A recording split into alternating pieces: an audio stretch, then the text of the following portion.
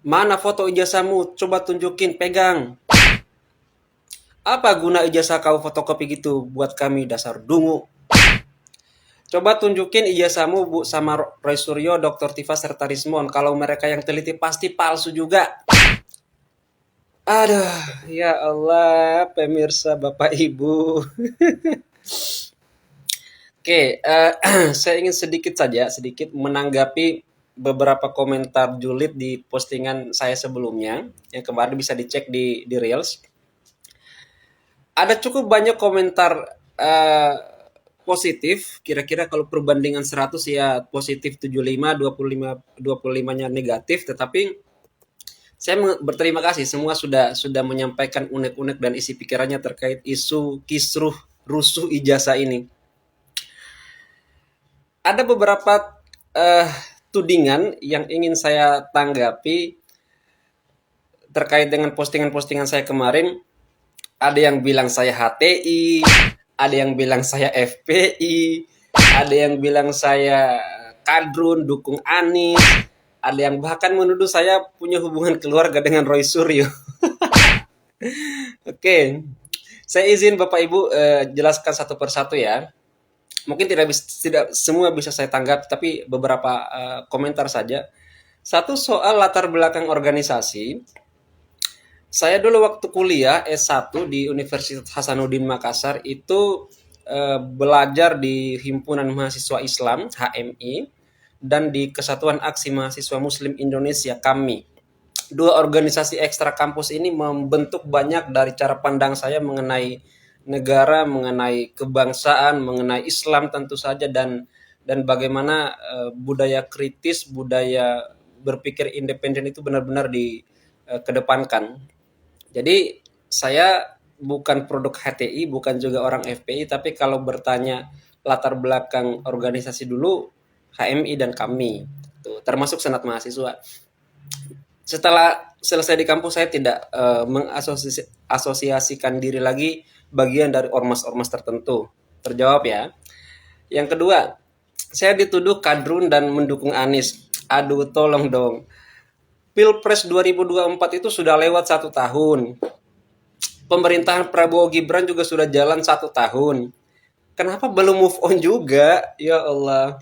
Ngomong-ngomong soal politik ya, saya pertama dan terakhir memilih di Pilpres itu di 2004. Itu Pilpres pertama kali secara langsung dilaksanakan, dan waktu itu yang terpilih pasangan Prabowo, SBY JK saya ingat. Itu pertama dan terakhir saya memberikan hak suara di pemilihan presiden. Jadi saya tidak ada asosiasi atau sangkut paut dengan kandidat calon presiden di periode kemarin, termasuk dia mendukung Anies. Karena gini, soal dukung-mendukung Bapak Ibu, politik itu esensinya adalah kontestasi untuk memperebutkan tanggung jawab. Politik itu adalah sejenis perlombaan bagi mereka-mereka yang mampu untuk memperebutkan kewenangan mengelola banyak orang. Jadi ketika sudah ada yang terpilih, ya sudah, berarti itu adalah merupakan hasil musyawarah mufakat, konsensus, meskipun mekanismenya melalui pemilihan umum, pemilu, ya itu kita hormati, memang sudah itu yang saat ini dipakai di Indonesia. Itu soal Anies. Yang terakhir soal kaitannya dengan saya dituduh punya hubungan keluarga dengan Roy Suryo, Masya Allah. Bapak Ibu pemirsa, izin memperkenalkan diri.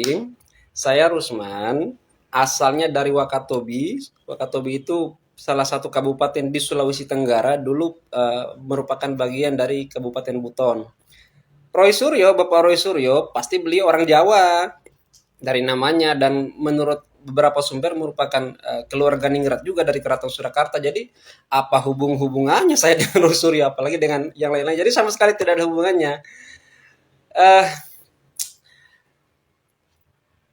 untuk Bapak Ibu yang berkomentar negatif ya, saya mempersilakan itu, oke, itu adalah salah satu bentuk ekspresi berdemokrasi, katakanlah begitu.